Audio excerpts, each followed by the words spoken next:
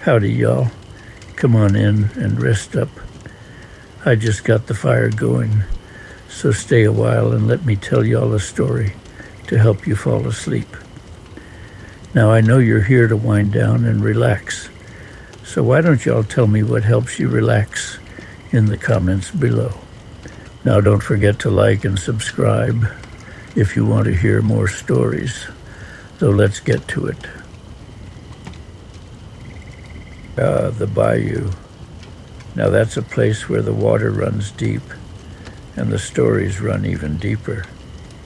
I remember this one particular time, a trip that started out like any other, but turned into something I'll never forget. The kind of memory that sticks with a man, shaping the way he sees the water and the things that live in it. It was early fall, the air thick and humming with the sound of cicadas, the kind of morning where the mist lingers on the water like a ghost reluctant to leave. I had set out before first light, my boat cutting through the stillness of the bayou, the only sound the steady chug of the motor and the occasional splash of something unseen slipping into the water. I had fished these waters for years, knew the turns of the channels like the lines on my own hands. But no matter how many times I came out here, the bayou always held a kind of mystery that kept a man on his toes. I had a feeling about that day, the kind of quiet sense that the water was ready to give something up if I was patient enough to take it. I found my spot, a little opening where the cypress trees leaned in close, their knotted roots stretching into the murky depths. Spanish moss draped down like nature's own curtains, shading the water from the climbing sun. I cut the engine, letting the boat drift, the silence wrapping around me like an old coat. I started out slow, casting my line, watching the bait disappear into the dark water. The bayou wasn't like the open sea. Out here, everything was slower, quieter, but no less dangerous. You learned to respect the things beneath the surface, things that had been here long before you and would be here long after. Gators watched from the banks, their eyes barely breaking the surface, patient as time itself. Snakes coiled in the trees, waiting for an unsuspecting meal to pass beneath them. And then there were the fish, big, strong, and mean, the kind that didn't come easy. That morning, it didn't take long before I felt the first tug. A sharp jerk, then a second, stronger than the first. I knew right away this was no ordinary fish. The pull had weight, the kind that spoke of something old and stubborn. I set the hook, bracing myself as the fight began. The line cut through the water, sending ripples out in every direction. My reel whined as the fish took off, dragging me into a battle that I hadn't quite been prepared for. Minutes passed, maybe more, the world shrinking down to just me, the rod, and whatever was on the other end of that line. I fought with everything I had, muscles straining, sweat beading on my forehead despite the coolness of the morning. The fish wasn't giving up, but neither was I. I could feel the strength in its movements, the determination. I respected it, even as I pulled against it, knowing that out here, every fight was a test. And then, just when I thought I had the upper hand, the fish changed tactics. It dove hard, pulling the line straight down, the kind of move that made my stomach drop. I held on, digging my feet into the bottom of the boat, my arms burning with the effort. I wasn't sure how much longer I could last, but I wasn't about to let this one get away. Finally, after what felt like forever, I saw it. A massive shadow rising from the depths, breaking through the murky water with a force that took my breath away. A gar, and not just any gar. This was the biggest I had ever seen. Its body was long and armored, prehistoric in its design, its sharp teeth glistening in the weak morning light. It thrashed, trying one last time to break free, but I was ready. With one final pull, I brought it alongside the boat, staring into the wild, unblinking eyes of a creature that had probably been alive longer than I had. I took a moment to catch my breath, feeling the weight of the catch in my hands, the way its body pulsed with life and defiance. This wasn't just another fish. It was a reminder of why I did this, why I came out here time and time again, chasing something just beyond my reach. I let out a slow breath, knowing that this was a story I'd carry with me for the rest of my days. As I made my way back, the bayou stretched out ahead of me, just as mysterious and untamed as ever. The mist had lifted, the sun rising higher, casting long shadows across the water. I had won my fight that day, but I knew the bayou would always have more waiting for me. And as long as I had breath in my lungs and strength in my arms, I'd keep coming back, answering the call of the water. Y'all hang tight, I ain't done yet. Just gotta let this next story settle in my mind like a good cast sitting in the water. I'll be right back, and when I do, you best believe it'll be worth the wait. Well, I got one that ain't just about fish, though there were plenty of them involved.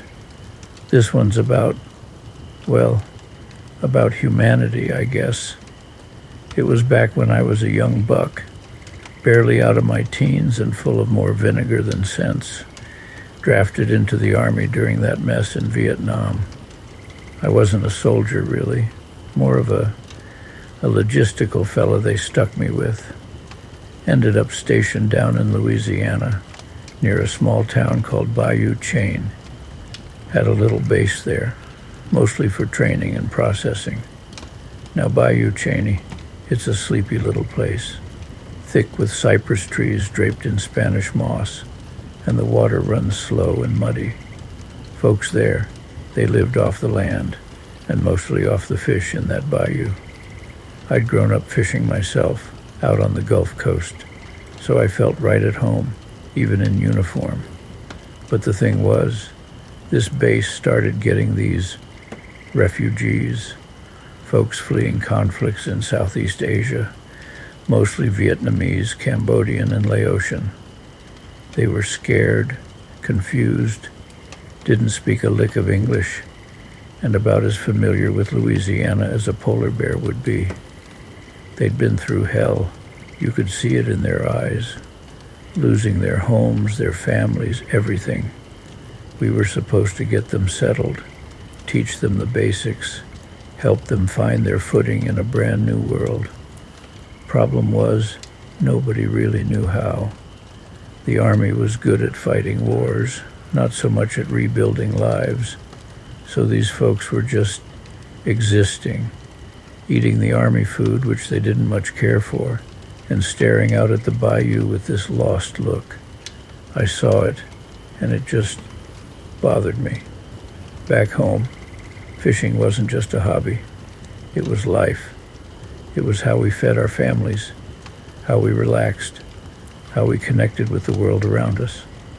I figured maybe, just maybe, I could teach them something that would help them feel a little less lost, a little more connected to their new home.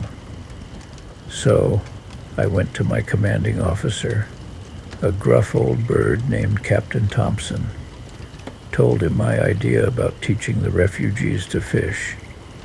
He looked at me like I'd grown a second head. Fish, Miller? You want to teach them to fish? We got paperwork to do, Miller. We got regulations to follow. We ain't running a fishing camp here. I pleaded my case, told him how it could help them, give them a skill, a sense of purpose, maybe even a little bit of peace. He finally sighed, rubbed his temples, and said, "All right, Miller. You want to waste your time on this? You go ahead. but don't let it interfere with your regular duties. And if they start complaining about the worms, I'm holding you responsible." I grinned, saluted, and got to work. First thing I did was scrounge up some old fishing gear. The base had a storage shed full of forgotten supplies, and I managed to find a few rusty rods and reels, some tangled fishing line, and a box of rusty hooks. Next, I had to find someone to translate. I found a young Vietnamese woman named Mai, who had learned some English in a refugee camp before coming to Louisiana. She was quiet, but her eyes were sharp, and she was eager to help. Together, we rounded up a group of refugees, maybe a dozen or so, men and women, young and old. They looked at me with a mixture of curiosity and suspicion. I could tell they didn't quite understand what I was trying to do. I took them down to the bayou, showed them the gear, and started explaining the basics: casting, reeling, baiting the hook. It was slow going. Language was a barrier, of course, but so was culture. They weren't used to this. They were farmers, shopkeepers, teachers, not fishermen. The first few days were a disaster. Tangled lines, lost hooks, and a whole lot of blank stares. They were frustrated. I was frustrated. And Mai was running herself ragged trying to translate everything. One old man, he was probably in his 70s, he looked at me with a sad smile and said something to Mai in Vietnamese. She translated, "He says he is too old for this. He will never learn." I knelt down beside him, took his gnarled hand in mine, and said, "Sir, you are never too old to learn, and you don't have to be a master fisherman to catch a fish. Just be patient and listen to the water." I showed him again, slowly, how to bait the hook, how to cast the line, how to feel for the tug of a fish. He watched me carefully, his eyes filled with a quiet determination. And then it happened. He got a bite. His eyes widened. He gripped the rod tight, and he started reeling. The line sang as the fish fought back. He struggled, but he kept at it, his face flushed with exertion. Finally, he landed it. A small bream, no bigger than my hand, but to him it was a trophy.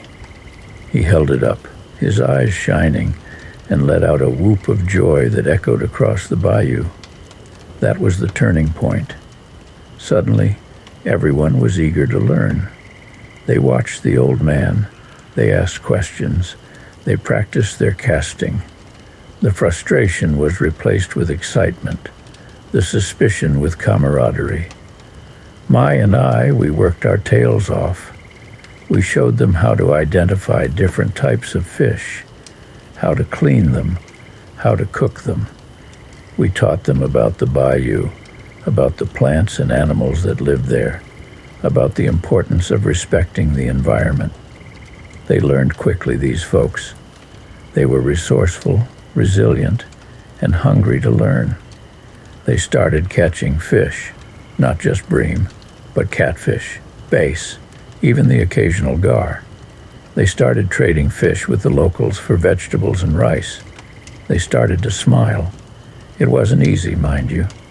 We had our share of setbacks, arguments, misunderstandings, equipment failures. But we persevered. We learned from each other. We laughed together, and we fished together. One evening, after a long day of fishing, I sat down with Mai by the bayou. The sun was setting, painting the sky in shades of orange and purple. The refugees were cleaning their catch, their voices mingling with the sounds of the crickets and the frogs. Mai turned to me, her eyes filled with gratitude. "Thank you, Jerry," she said. "You have given them more than just fish. You have given them hope." Her words hit me hard. I hadn't realized the impact I was having. I just wanted to help, to share something I loved with people who needed it. But I had done more than that. I had given them a way to connect with their new home, a way to provide for themselves, and a way to find joy in the midst of hardship. The weeks turned into months, and the refugees started to integrate into the community. They found jobs, they enrolled their children in school, they started to build new lives. They still came down to the bayou to fish, though. It had become their sanctuary, their refuge, their connection to something bigger than themselves. Eventually, my time in the Army came to an end. I was discharged, and I went back home to the Gulf Coast. I lost touch with most of the refugees, but I never forgot them. Years later, I was visiting New Orleans, and I decided to take a drive out to Bayou Cheney. I wanted to see if the base was still there, if the bayou was still as beautiful as I remembered. The base was gone, replaced by a small industrial park. I drove down to the bayou, parked my car, and walked down to the water's edge. And there they were. A group of people, men and women, young and old, fishing. They were speaking a mixture of English, Vietnamese, Cambodian, and Laotian. They were laughing, they were sharing stories, and they were catching fish. I stood there for a long time watching them, my heart filled with a quiet joy. I didn't approach them, didn't want to intrude. I just wanted to see that they were still here, still fishing, still thriving. As I turned to leave, one of the women looked up and saw me. Her eyes widened and she called out, "Jerry? Is that you, Jerry Miller?" I turned back and she ran towards me, her face beaming. It was May. We hugged and she introduced me to her family, her husband, her children, her grandchildren.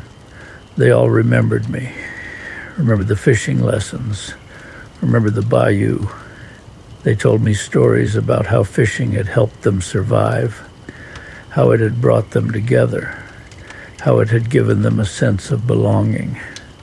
They told me about the old man who had caught the first bream, how he had become a legend in their community. They invited me to stay for dinner, and I spent the evening with them, eating fish that they had caught from the bayou. It was the best meal I had ever had. As I drove away that night, I felt a profound sense of peace. I had gone to war, but I had also done something good. I had helped a group of people find their way in a new world. And I had learned that even in the darkest of times, there is always hope, always beauty, and always the possibility of connection. So there you have it. That's my fishing story. It's not just about the fish, though. It's about the people, the bayou, and the lessons I learned along the way. It taught me that sometimes the simplest things in life, like a fishing rod and a quiet body of water, can make the biggest difference. And that, friend, is a lesson worth more than all the fish in the sea. All right now, y'all settle in, 'cause I got another tale for you. This one's been sitting in the back of my mind for a while, just waiting for the right time to be told. Ah, yes, there was that time, down on the Black River, back in, oh lordy, must have been around 88, maybe 89. Time flies faster than a hummingbird in heat, I'm telling you. Now the Black River, beautiful place it is, or was back then. Still pretty now, I reckon, but different. Things always change, don't they?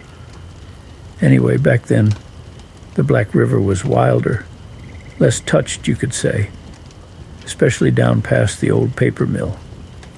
Now that paper mill, that's important to this story. It wasn't the cleanest operation, not by a long shot. They used to dump all sorts of, well, Let's just say things you wouldn't want swimming in, right into the river. Folks around here, we knew it, but back then, nobody said much. Jobs were jobs, you know. Keep your head down, keep your mouth shut, and keep fishing. And fish I did. Black River catfish were legendary. Big, meaty, tasty. Well, most of them were. I had my favorite spot, a little bend in the river, about 3 miles downstream from the mill. Deep hole there, with a big old cypress tree leaning over the water, roots all tangled in the bank. Perfect catfish hangout. I used to go there every chance I got, early mornings mostly, when the river was still misty and quiet, just the sound of the water and the birds waking up. Peaceful, calm, just what an old fisherman needs. Now usually, I'd catch your regular run-of-the-mill catfish there. Blues, channels, maybe a flathead if I was lucky. Good size, maybe a couple of pounds to 10, 15 on a really good day. Enough for supper, and maybe a little extra to sell down at the market. But one day was different. It was a day just like today, actually. Warm, sunny, little breeze kicking up. I got to my spot just as the sun was peeking over the trees, making the river sparkle like it was sprinkled with diamonds. Perfect fishing weather, I thought to myself. I baited up my line with some chicken liver. Catfish just can't resist that stuff, and cast it out into the deep hole under that cypress. And I waited. Now fishing ain't just about catching fish, you know. It's about the waiting, the thinking, the watching the world go by. It's therapy, pure and simple. Just me, the river, and the quiet of nature. I was leaning back against that cypress, closing my eyes, just listening to the river gurgle by, when bam, my pole nearly jumped right out of my hands. Now, I've had big catfish hit my line before, but this was different. This wasn't no gentle tug. This was like hooking into a runaway train. My reel was screaming, line peeling off like it was on fire. I grabbed that pole tight, braced myself against the bank, and set the hook hard. Whatever was on the other end of that line, it was big, really big. The fight was on, and boy, what a fight it was. This fish pulled and tugged, dove deep, ran sideways, everything it could to get away. It was like fighting an underwater tractor. I'm telling you, my arms were aching, my back was creaking, sweat was beading up on my forehead.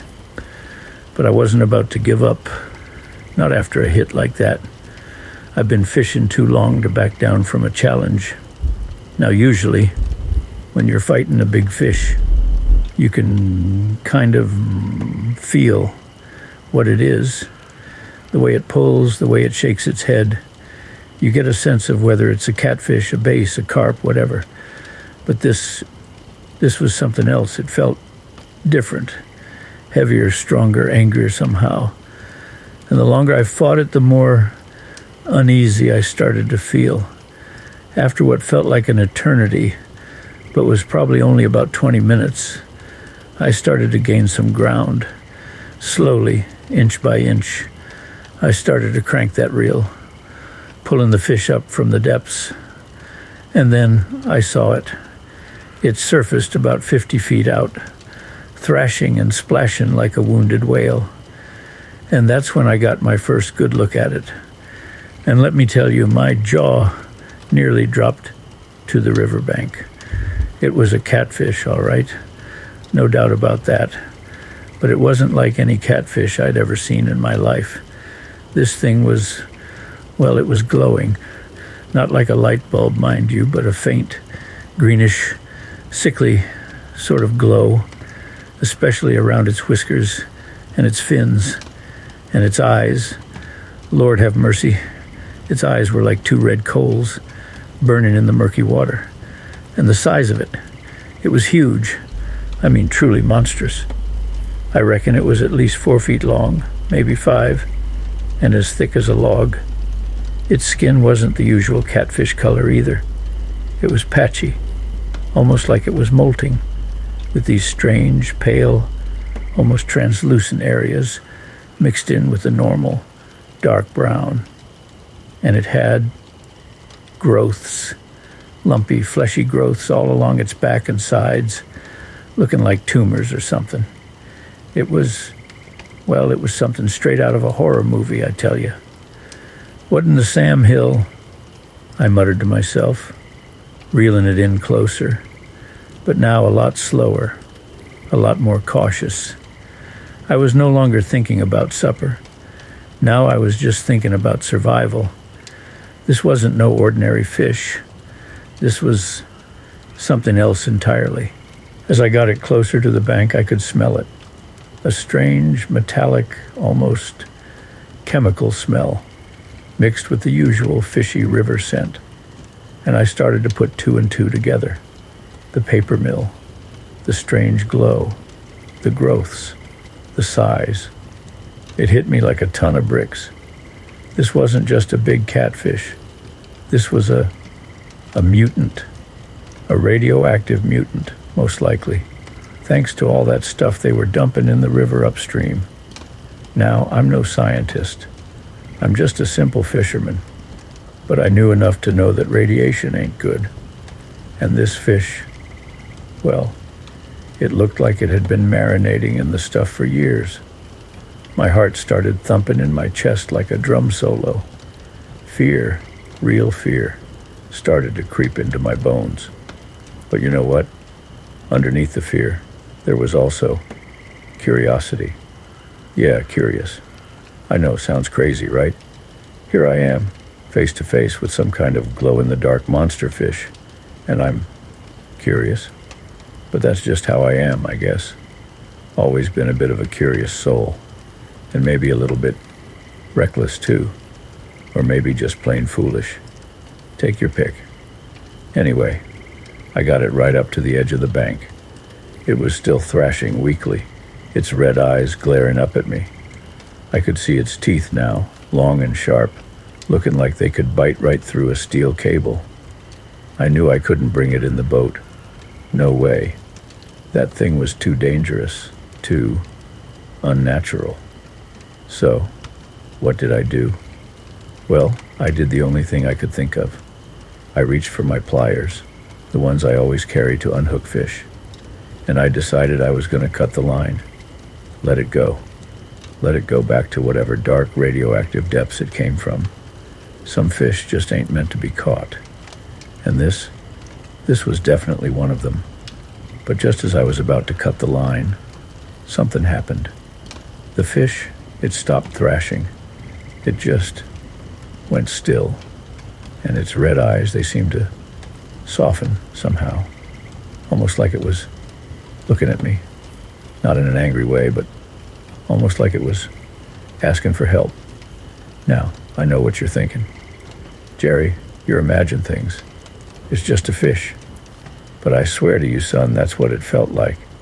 It felt like this mutant catfish, this creature of the radioactive river, was looking at me with understanding, with maybe even a little bit of sadness.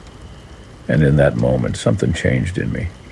The fear, it faded away, replaced by pity, I guess, and maybe a little bit of guilt. Guilt that we humans, we had done this to this creature, turned it into this freak of nature. So I didn't cut the line. Instead, I did something even crazier. I gently, carefully reached down and unhooked it. Yeah, I know, sounds insane.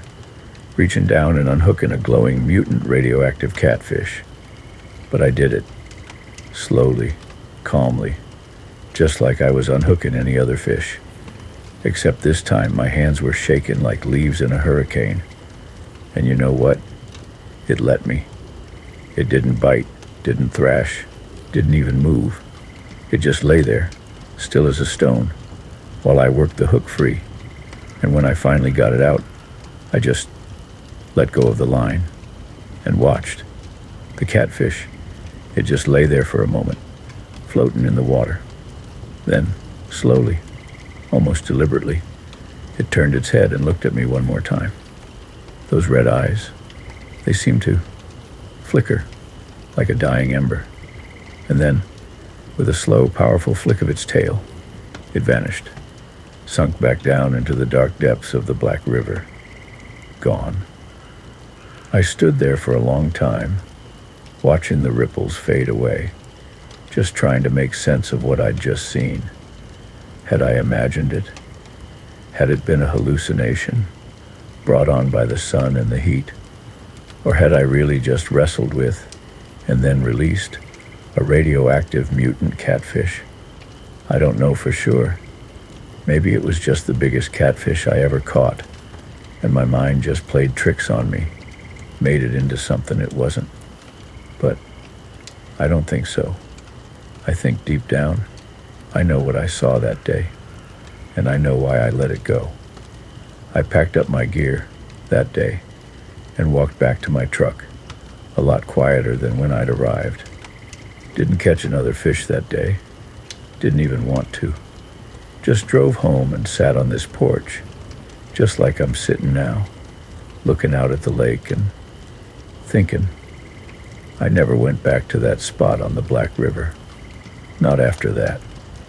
Sometimes I wonder what happened to that catfish. Is it still down there, glowing in the dark, getting bigger and stranger with each passing year? Or did it not make it? Did the radiation finally catch up to it? I don't know. And maybe it's better that way. Some things are best left a mystery. But I'll tell you one thing, son. That day on the Black River, it changed me. Made me think differently about things. About the river. About the fish. About us. About what we do to this world. And what it does to us in return. So, there you have it. The tale of the radioactive mutant catfish of the Black River. A true story? Well, that's for you to decide. But I swear, every word of it is as true as I remember it. And in the end, maybe that's all that matters, eh? The memory of it, the feeling of it, the lesson of it, maybe. I tell you, this next tale's been sitting with me for years, and every time I think on it, I swear it gets better. Let's get to it. See, I've always been drawn to the legend of Old Man Tiber. Now, I'm not talking about a person. Old Man Tiber was the name local folk gave to this massive mythical catfish that supposedly lived in the darkest depths of the Mississippi River, way down south near the Louisiana border. Folks said he was bigger than a rowboat, with whiskers like mooring ropes and a temper to match. Most dismissed it as just a tall tale, something to scare kids away from the river's edge. But I always held a healthy dose of respect and a sliver of belief for the old legends. Back then I was younger, stronger, and a whole heap braver or maybe dumber, depending on how you look at it. I had this little 16-foot aluminum boat, the Salty Siren, I called her. She wasn't much to look at, but she was reliable, and she knew the river like the back of my hand. Me and that boat, we were partners. So the summer of '92 was especially hot and dry. The river was low, and the fish were sluggish. I was catching enough to keep my head above water, but nothing spectacular. But something was different that year. The old-timers, the ones who'd been fishing the Mississippi their whole lives, they were all talking about strange currents, unusually large disturbances in the water, and missing nets, sturdy, industrial-strength nets, ripped to shreds like confetti. Of course, the whisper of Old Man Tiber grew louder. Some claimed to have seen him, a fleeting glimpse of a dark, monstrous shape beneath the murky surface. I told myself it was just the heat playing tricks on their minds, but the seed of curiosity, that little fishing bug, had been planted. I decided I wanted to research. I took out my old maps, the ones my granddaddy used to have. They were filled with notes and marked locations of prime fishing spots. I scoured them, and the details that were drawn up matched all the old legends and sightings of Old Man Tiber, and discovered it all centered around a particularly deep bend in the river, known as the Devil's Elbow. The current there was treacherous, swirling around submerged trees and rock formations, creating a natural whirlpool. It had always been a dangerous spot, avoided by most fishermen. Of course, I was not most fishermen. For weeks I researched and read, and asked all the local fishermen and historians about the legends of Old Man Tiber. I spent days studying the currents and mapping the underwater terrain with my old depth finder. The more I learned, the more convinced I became that there was something extraordinary lurking in those depths. Now, I'm not usually one for fancy equipment. I'm more of a hook, line, and sinker kind of guy. But if I was going after something legendary, I knew I needed up my game. So I went down to Cletus's Bait and Tackle, the only decent shop for miles, and I told him my plan. Cletus, he was a grizzled old cuss with a walleye-shaped birthmark on his cheek and a permanent smell of catfish stingbait clinging to him. He listened to my story with a skeptical glint in his eye. Old Man Tiber, huh? You gone loco, Jerry? That's just a myth, a story to scare greenhorns. Maybe, I said, but I'm going to find out for myself. Cletus chuckled, a dry, raspy sound, like sandpaper rubbing against wood. Well, if you're dead set on it, I reckon I can help you out. But don't come crying to me when that monster rips your arms off. He sold me the heaviest duty rod and reel he had, the kind used for deep-sea fishing. The line was braided steel, thick enough to tow a car. He even threw in a special, extra-large hook, one he swore was big enough to snag a small whale. For bait, I did some research. Some say that the old river monsters like the taste of bullhead catfish, and some say they like bluegill. I rigged my line up with a huge live bluegill, hooked right through the back, and added a massive weight to get it down to the bottom. The next morning, before the sun even thought about peeking over the horizon, I loaded up the salty siren and headed towards the Devil's Elbow. The air was thick with humidity, and the mist hung low over the water, giving the river an eerie, almost primordial feel. As I approached the bend, I could feel the current tugging at the boat, a constant reminder of the power lurking beneath the surface. I found a relatively calm spot just outside the main whirlpool, anchored the boat as securely as I could, and dropped my line. The weight pulled the bait down quickly, disappearing into the murky depths. Then I waited. Hours passed. The sun climbed higher, baking the boat. Sweat dripped off my brow, stinging my eyes. I swigged sweet tea and battled mosquitoes, wondering if I was wasting my time. Maybe Cletus was right. Maybe Old Man Tiber was just a myth. Just as I was about to reel in my line and call it a day, something happened. The rod tip twitched, just a subtle movement, almost imperceptible. I held my breath, my heart pounding in my chest. Then it happened again, a more pronounced tug. "It's on," I muttered, my voice trembling with excitement and a healthy dose of fear. I grabbed the rod, bracing myself. The line went taut, singing a high-pitched whine as something huge started pulling. This wasn't like any fish I'd ever caught before. It wasn't the sharp, erratic jerks of a bass or the steady pull of a gar. This was a slow, deliberate, unstoppable force. The boat lurched violently, nearly throwing me overboard. I gripped the sides, fighting to maintain my balance. The reel screamed as line peeled off at an alarming rate.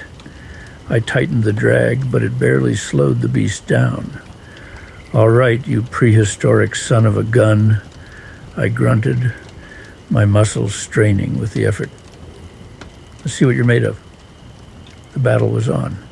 For what felt like an eternity, I fought that creature. It would pull, I would reel. It would dive, I would resist. My arms ached, my back screamed, but I refused to give up. This wasn't just about catching a fish anymore. This was about proving something to myself, about confronting the legend, about staring into the face of the unknown. The current was working against me, trying to drag the boat into the whirlpool. I fought to keep it pointed upstream, using the motor to compensate for the relentless pull. The sun beat down mercilessly, turning the little boat into an oven. Slowly, agonizingly slowly, I began to gain ground. The line tightened, the reel clattered, and I could feel the creature tiring. It wasn't giving up, but its movements were becoming less powerful, less deliberate.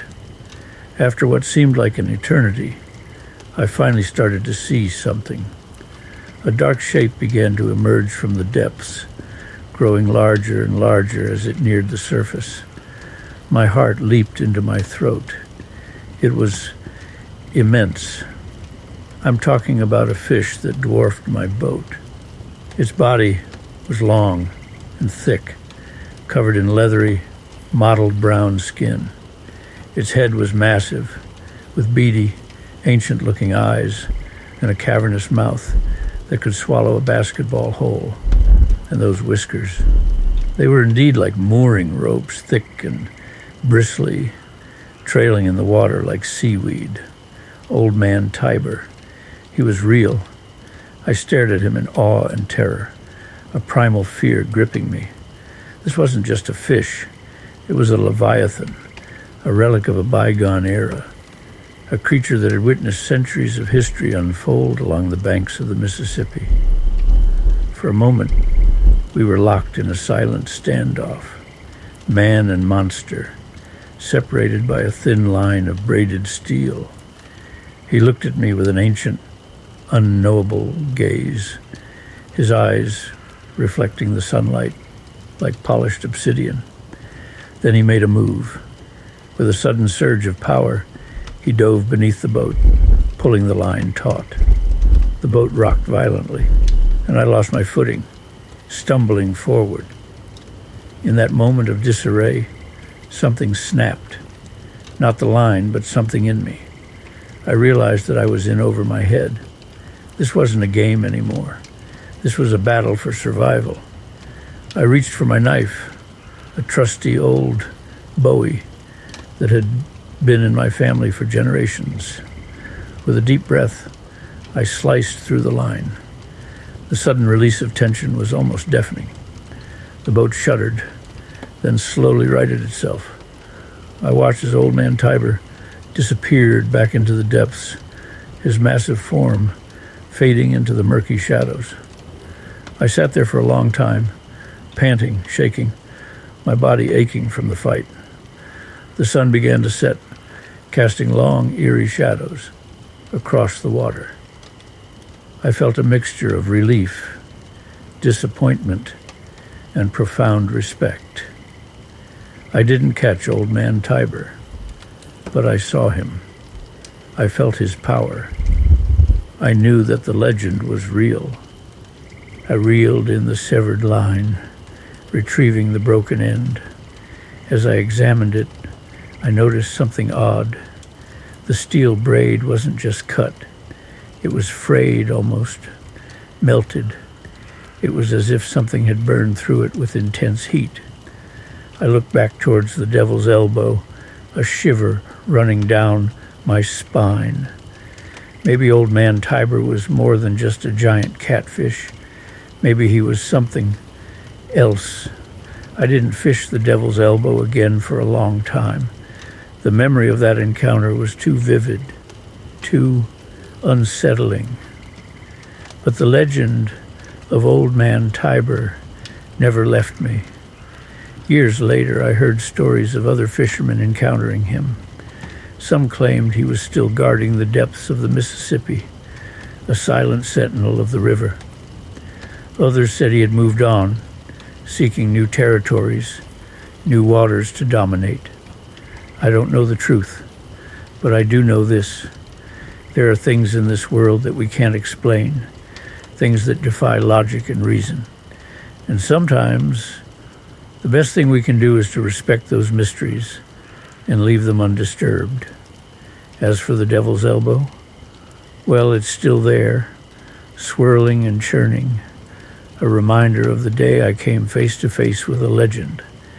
And every time I pass it, I can't help but wonder if old man Tiber is still lurking down there, waiting for the next unsuspecting fisherman to challenge his dominion.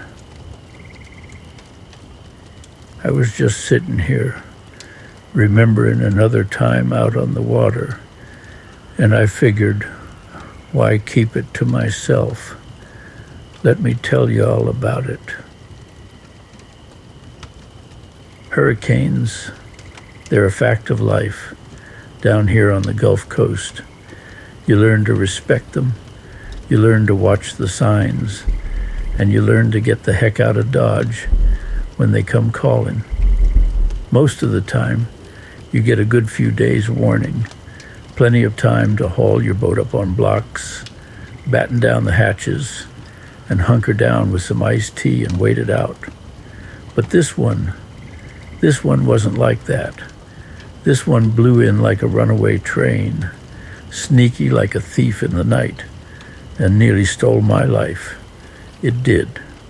It was back, it must have been 98, maybe 99. Can't rightly remember the year, but I remember that day like it was yesterday. Summer was in full swing, hotter than blue blazes, the kind of heat that hangs heavy in the air, makes the cicadas sing louder and slower, and just saps the energy right out of you. But the fishing was good. Oh, Lordy, was it good. Red snapper were biting like crazy, and I was bringing in my limit every trip. Enough to keep the freezer full, sell a bit to old Mrs. Henderson down at the fish market, and still have some left over to share with my neighbors. A good summer, a real good summer. That morning started just like any other. Woke up before the sun. That's the fisherman's way, you know. Got to beat the heat and beat the crowds. Made myself a strong cup of coffee, black as sin and hot as the hinges of hell, and a couple of slices of toast with some homemade fig, preserves my wife, bless her soul, used to make. She's been gone, well, a good long while now, but her preserves, they still sweeten my mornings. Hopped in my old Ford pickup, that trusty beast, and drove down to the marina. The Salty Dog, that's what I called my boat. A 22-foot Grady White she was. Not fancy, not new, but solid as a rock and seaworthy as they come. She'd seen me through a lot, that boat. We were partners, me and the Salty Dog. Always looked after each other. Got down to the dock. The air was still cool then, just starting to get that humid edge to it. The sky was clear as a bell, not a cloud in sight. Sun just peeking over the horizon, painting the sky in shades of pink and orange. Sea was flat calm, like a sheet of glass reflecting the dawn. Perfect fishing weather. Couldn't have asked for better. I untied her lines, fired up the engine, that old reliable purr, and idled out of the no-wake zone. Headed out towards my favorite snapper spot, about 30 miles offshore. Out there you get away from the crowds, and the fish are always bigger, tastier too, I swear. The trip out was smooth as butter, just the gentle rocking of the boat, the smell of salt air, and the sound of the engine humming, seagulls crying overhead, dolphins playing in the wake. Days like that, you feel like you're living in a postcard, like nothing could ever go wrong. Got to my spot, dropped anchor, and got to work. Baited my hooks with some squid, dropped my lines, and bam, almost instant bite. Pulled up a nice chunky red snapper, bright red and feisty as could be. Grinned like a fool. This was going to be a good day, I thought. And it was for a while. Fish were jumping in the boat. The sun was climbing higher, warming my back, and I was whistling along to some old country tune on the radio. Felt like I was on top of the world. Had about half my limit in the cooler already, and it wasn't even 10 in the morning. Then things started to change. Subtle at first, like a whisper in the wind before the storm. I noticed the wind picking up a little. Just a slight breeze, hardly anything to worry about. But it felt different, colder somehow, and it shifted direction. Started coming from the north, which was unusual for that time of year. Normally the summer winds blow in off the Gulf, warm and moist. Looked up at the sky, still blue overhead, but towards the north, over the land. There was a haze starting to gather, kind of a grayish, yellowish haze. Didn't look like rain clouds, not yet. More like something brewing.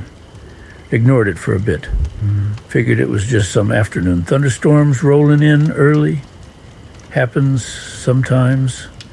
But the wind kept picking up, and the haze was getting thicker, darker. The sea, which had been so calm, started to get a little chop to it. Just little whitecaps, but still. The radio started acting funny, static creeping in, drowning out the music. Tried switching channels, see if I could get a weather report. Nothing but static and garbled voices.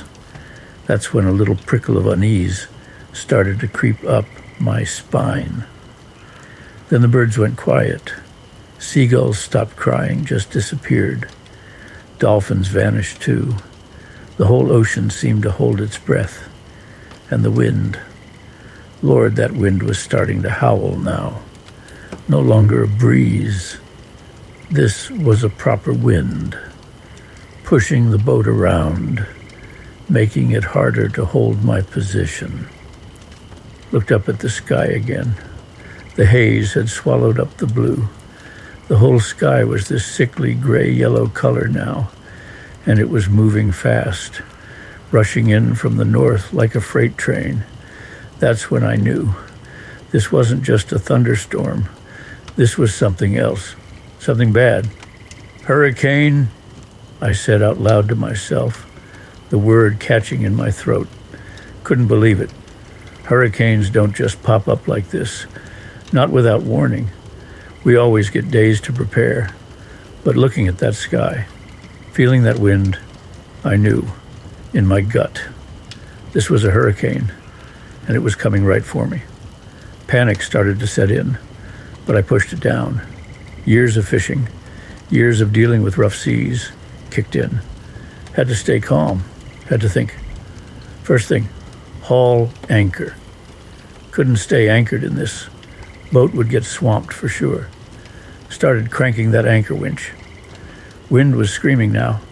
Rain starting to spit, stinging my face. Waves were getting bigger, choppier. tossing the boat around like a cork. Took forever to get that anchor up, felt like. Every muscle in my arms screaming. Finally got it aboard, stowed it as best I could, and scrambled back to the helm. Engine roaring now, pointed the boat into the wind, trying to keep her steady. Needed to head back to shore, and fast. But shore felt 1,000,000 miles away. The storm hit then, not gradually, not with a slow build-up, just bam, like a giant fist slamming down on the ocean. Wall of rain hit first, blinding, torrential. Couldn't see a thing. Then the wind, a solid wall of air, like hitting a brick wall at full speed. Knocked the breath right out of me. Waves exploded around the boat, huge monstrous things, rising up like mountains, then crashing down with a roar. The salty dog was tossed around like a toy, up one wave, down another, sideways, every which way, but loose, lost all sense of direction, just hanging on for dear life, gripping the wheel with white knuckles, fighting to keep the boat pointed into the waves, engine screaming, straining, but barely making headway against the wind and waves. Rain was coming down so hard, it was like being underwater, even above deck. Couldn't see, couldn't hear, just the roar of the wind, the crash of the waves, and the shuddering of the boat. Thought for sure she was going to break apart. Right then and there. Waves kept getting bigger, meaner. One minute I was staring up at a wall of water 20 feet high. The next I was plunging down into a trough so deep it felt like the bottom of the ocean. Water was pouring over the sides, filling the cockpit. Bilge pump was working overtime, but it was a losing battle. Tried to call for help on the radio again, but it was useless. Just static and crackling. Lost contact with everyone. Alone out there in the middle of the storm. Just me and the salty dog against the full fury of nature. Time lost all meaning. Could have been hours. Could have been minutes. Felt like an eternity. Just fighting, struggling, trying to survive. Every wave felt like it was going to be the one to flip the boat, to send me to the bottom. Fear was a constant companion, gnawing at my insides, whispering that this was the end. Remember looking out through the driving rain and seeing something big and dark looming through the waves. Thought it was another monstrous wave, but then it got closer, and I realized it was a ship, a big cargo ship, wallowing in the storm, just as helpless as I was, but a whole lot bigger. Scared me even more seeing that thing. Made me realize just how small I was, how insignificant, out here in the face of this storm, like an ant facing a bulldozer. Kept fighting, kept trying to steer, kept pumping the bilge, kept praying, prayed to God, prayed to my wife, prayed to anyone who might be listening, just begging for it to stop, begging for a break. Then slowly, almost imperceptibly at first, it started to ease. Wind didn't howl quite so loud. Rain didn't fall quite so hard. Waves, still big, still rough, but not quite so monstrous. Like the storm was taking a breath. Held my breath too, not daring to believe it. But it kept easing. Wind died down a bit more. Rain turned to a drizzle, then stopped altogether. Clouds started to break up, and through the gaps I saw blue sky. Just patches of it, but blue sky nonetheless. Sun even peeked through for a moment, weak and watery. But still, the sun. Felt like I hadn't seen the sun in days. Or maybe it had only been hours. Didn't matter. The storm was passing. The sea was still a mess. Waves still big and confused. But the worst was over. Engine was still running, thank God. Boat was battered, bruised, cockpit full of water, but she was afloat. We'd made it. We'd survived. Sat there for a long time after the storm passed, just catching my breath, letting the adrenaline drain away, shaking like a leaf, cold and wet and exhausted, but alive. That was all that mattered. Alive. Slowly, cautiously, I turned the salty dog toward shore. Trip back was slow, careful. Waves were still kicking up, and the boat was riding low with all the water in it. But the sun was coming out stronger now, warming my face, drying my clothes. Saw other boats out there, coming out of hiding, blinking in the sunlight like newborn calves. Everyone looking around, taking stock of the damage, the aftermath. We'd all been through it. We'd all survived. Finally limped back into port. Folks were there on the docks, waiting, worried, sick. Saw my buddy, old Billy, waving his arms, yelling my name. He ran down as I tied up, face all pale and drawn. "Jerry, you all right? We thought you were a goner." I just grinned, weak and shaky, and said, "Like a bad penny, Billy. Always turn up again." He slapped me on the back hard enough to make me cough, but it felt good. Felt good to be back on solid ground, felt good to be alive, felt good to be among friends. Later we found out what happened. That storm, they called it a freak storm, formed out of nowhere, strengthened over warm water in record time, and slammed into the coast with hardly any warning. Caught everyone by surprise. Some folks weren't so lucky. Lost boats, lost homes. Some even lost their lives. But me and the salty dog, we made it. Learned a lesson that day, let me tell you. Respect the sea. Always respect the sea. You think you know it. You think you've seen it all. And then something like that comes along and reminds you just how small you really are. Still go fishing, you know.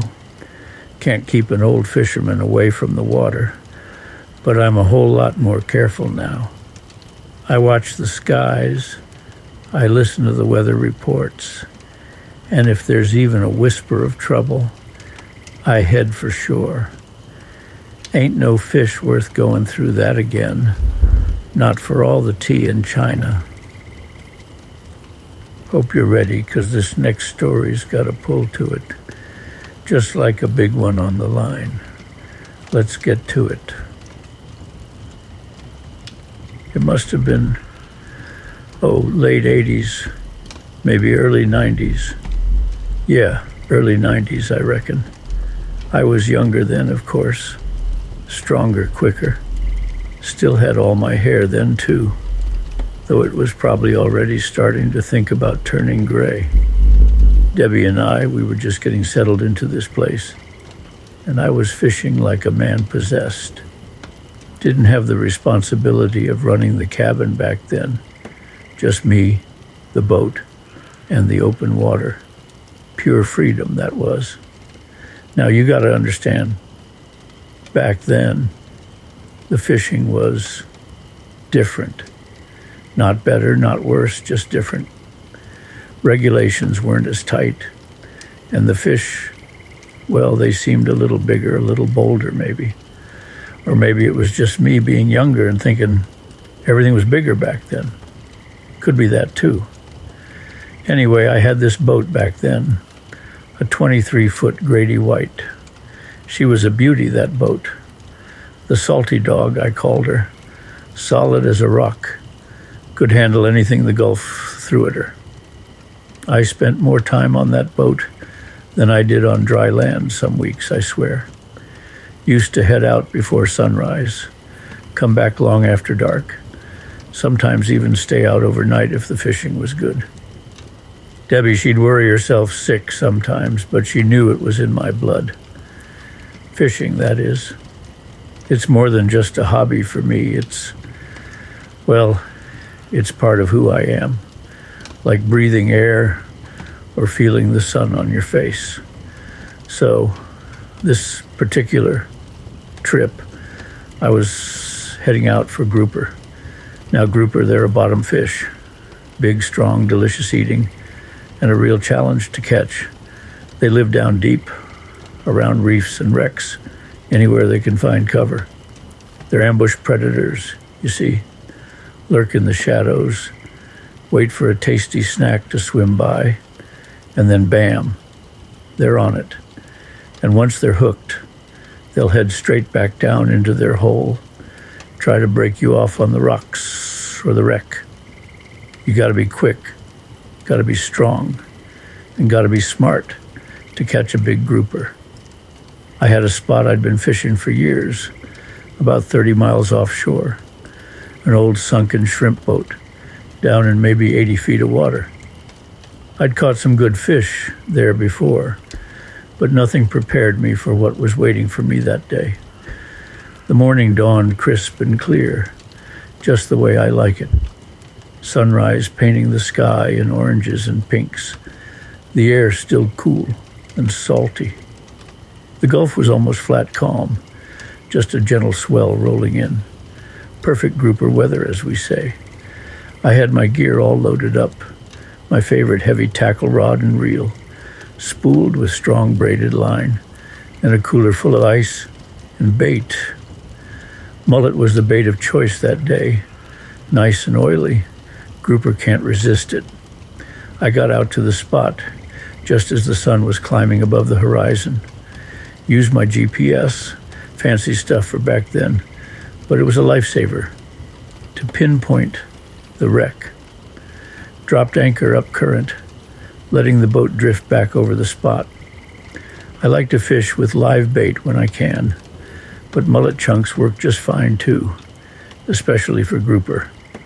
I rigged up a heavy jig head, hooked a nice chunk of mullet on it, and dropped it down. Now, grouper fishing, it's not like trolling for mackerel or casting for redfish. It's mostly waiting. You drop your bait down, let it sink to the bottom, and then you just wait, feel for the bite. Sometimes it's a subtle tap, tap, tap. Other times it's like a freight train hitting your line. You never really know. I let my bait sink down, felt it thud against the bottom. Reeled up a couple of cranks to keep it just off the seabed, and then I waited. The gentle rocking of the boat, the sound of the waves lapping against the hull, the cries of the gulls overhead. It's a peaceful sort of waiting. Let you clear your head, think about things, or not think about anything at all. Just be present in the moment. After maybe 10 minutes, I felt a little twitch on my line, just a tiny little tug, like a nibble. Could have been a small snapper, could have been a trigger fish, could have been anything. I ignored it. Sometimes those little fish just mess with your bait. You got to wait for the real deal. Then a few minutes later, another twitch, this time a bit more insistent, like something was sniffing around, getting interested. My heart started to beat a little faster. Grouper? Maybe. Just maybe. I held my breath, my hand gripping the rod tight, feeling every vibration of the line. And then it happened. Wham! It was like the bottom of the ocean just exploded. The rod bent over double. The reel screamed as line peeled off at an alarming rate. This wasn't no little snapper. This was something big. Real big. Whoa! I yelled out loud, more to myself than anything else. Hang on tight, Jerry. The fish was pulling drag like crazy, heading straight down towards the wreck. I knew what it was trying to do. It was trying to get back into its hole, to rub the line against the sharp edges of the wreckage and break me off.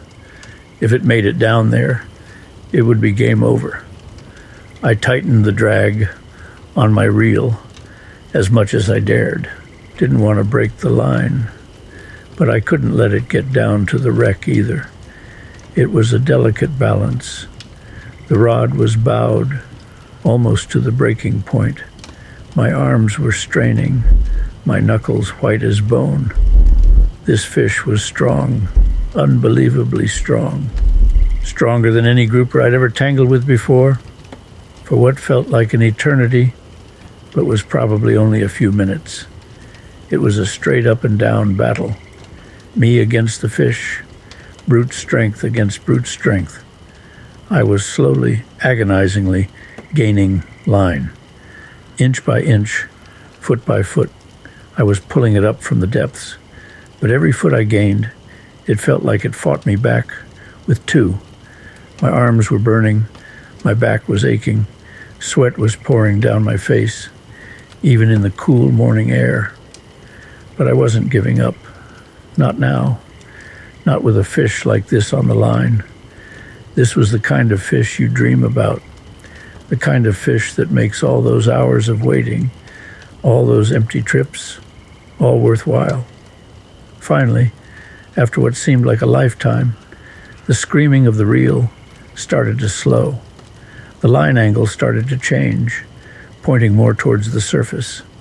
I was gaining ground. I could feel the fish tiring just a little. Or maybe it was me who was tiring. I couldn't tell anymore. I kept pumping and reeling, slowly but surely bringing the fish up. My muscles were screaming. My hands were cramping, but adrenaline was coursing through my veins, keeping me going. I had to see this fish. I had to know what was on the end of that line. And then it started, a faint shimmer, deep down in the green water, a flash of white, and then slowly, majestically it began to rise. Bigger and bigger it grew as it came up from the depths. My heart was pounding in my chest. This was no ordinary grouper. This was a monster. It broke the surface with a swirl of white water, and I finally got my first real look at it. It was a gag grouper, and it was enormous, bigger than any grouper I had ever seen or even heard of. Its body was thick as a barrel, its mouth like a bucket, its eyes cold and ancient. It looked like something out of a prehistoric age.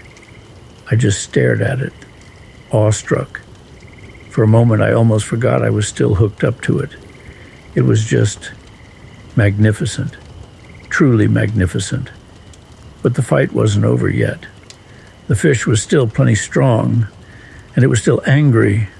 It thrashed at the surface, sending spray flying, trying to shake the hook. I knew I had to get it alongside the boat, and fast, before it found a second wind, or before the hook pulled loose. Slowly, carefully, I worked it towards the boat. It was like trying to maneuver a small truck. Every move was deliberate. Every inch gained was hard fought. Finally, after what seemed like another eternity, I had it alongside. And that's when I realized I didn't have a net big enough. I didn't have a gaff big enough. Heck, I probably didn't have anything on board that was big enough to handle this fish. I was in trouble. I circled the fish, trying to figure out what to do. It was just lying there on the surface, its massive gills pumping, its dark eyes staring at me. It was exhausted, just like I was, but I knew it could still summon up a last burst of energy if it needed to. Then I had an idea, a crazy idea maybe, but it was the only one I had. I grabbed my heavy leader material, the stuff I used to make my bottom rigs, and tied a loop in the end, a big, strong loop. Then carefully, slowly, I leaned over the side of the boat, my heart pounding in my throat. I had to get that loop around the fish's tail. That was the only way I was going to get it into the boat. But getting close enough to that monstrous mouth, well, it made my skin crawl, just thinking about it. Taking a deep breath, I reached out with the loop. The fish didn't move, didn't even flinch.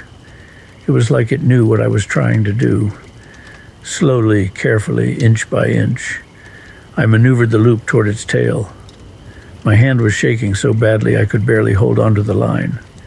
Finally, after what felt like an eternity, I got the loop around its tail. Gently, I tightened it. Snug, but not too tight. I didn't want to hurt the fish, and I didn't want to spook it.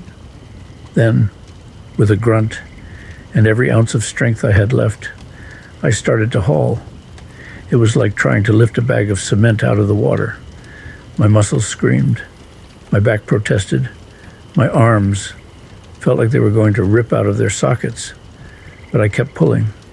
Slowly, inch by inch, I started to lift the fish's tail out of the water, then its body, then its massive head.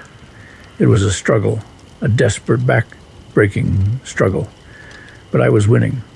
Finally, with a last Herculean heave, I managed to swing the fish up and over the gunwale of the boat. It landed on the deck with a thud that shook the whole boat. And then it was done. It was in the boat. I had done it. I collapsed back against the console, gasping for breath, my body trembling, my hands shaking. I just sat there for a moment, staring at the fish, at this magnificent creature I had just wrestled from the depths. It was even bigger on deck than it had looked in the water. Truly a monster. After a few minutes, when my breathing started to return to normal, I got up and went over to the fish. It was still alive, its gills still pumping, but it was exhausted just like I was. I knelt down beside it and just looked at it, really looked at it, at its thick, powerful body, its ancient eyes, its massive mouth. It was a creature of the deep, a king of its domain, and I had, for a brief moment, matched wits with it and come out on top. A strange feeling washed over me. Pride, of course, but also respect and a little bit of sadness. Sadness that such a magnificent creature was now out of its element, out of its world. Sadness that its life, which had probably spanned decades, maybe even centuries, was now going to end. I knew I couldn't release it, not after such a long fight. It was too exhausted, too stressed. It wouldn't survive. And besides, back then, regulations weren't what they are now. Catching a fish like this was a once-in-a-lifetime event. It was a trophy, a story to tell for years to come. So with a heavy heart, but with a sense of awe and respect, I dispatched the grouper. It was quick and as humane as I could make it.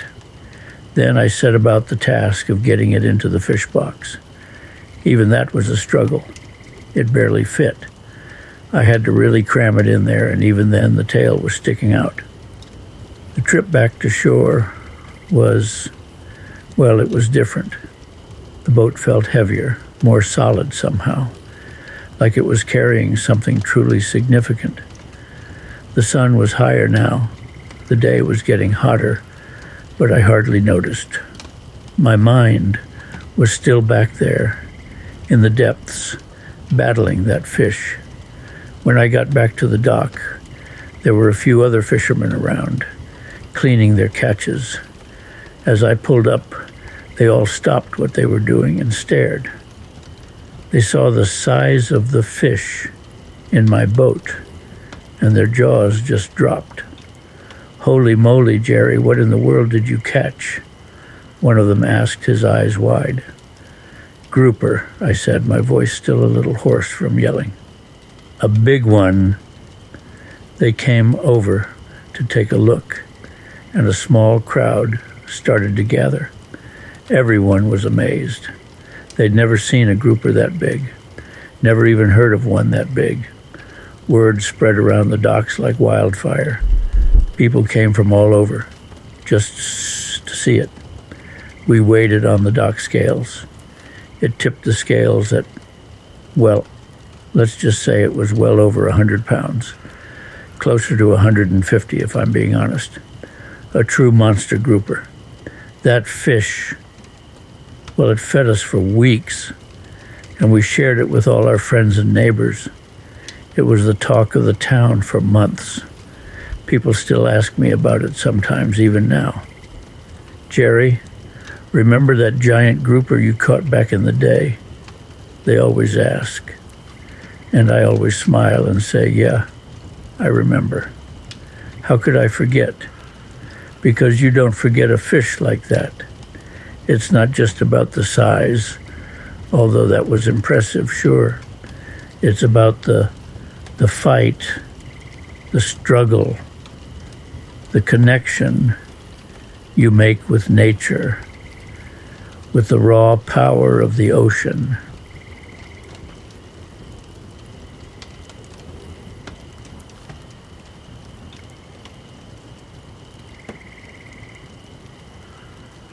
Well, now, I sure hope y'all enjoyed those stories as much as I enjoyed telling them.